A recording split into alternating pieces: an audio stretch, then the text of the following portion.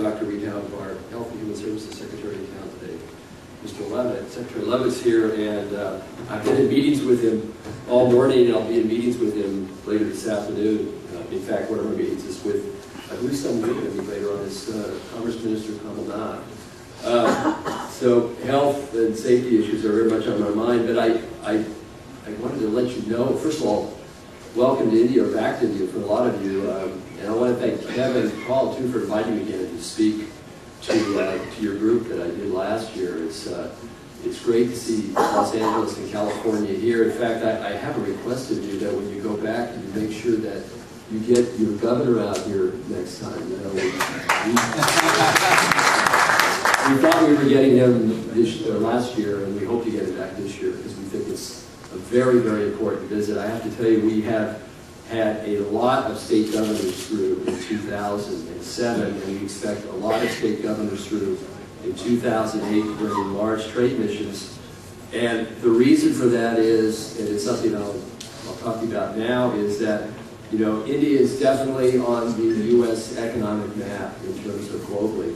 I arrived here 2.5 years ago, and I can tell you that in 2.5 years, the difference between India in July of 2005 and India today in January of 2008 is absolutely phenomenal. You know, despite the fact, yes, we have, you know, an India that still has a quarter of the world's poor, we also have an India today that has finally achieved rapid, sustainable growth that, in our view, will continue on indefinitely.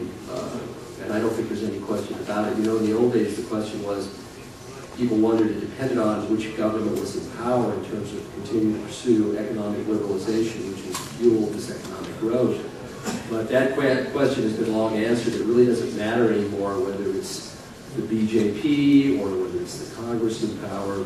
The Indian people and government are committed to long-term economic reform.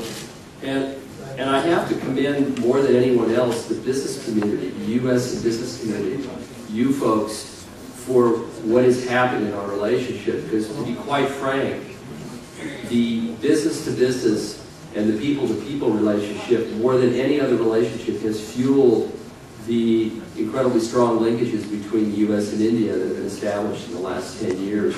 It is the business communities on both sides and their interaction and their engagement that are really driving, at last, our governments to move closer together on so many issues. In addition, over the last 2.5 years, I have seen an incredible broadening and deepening of our relationship. You know, we engage now with India in virtually every area you can imagine. We have 17 now U.S. agencies at the U.S. Embassy engaged with the government, from Health and Human Services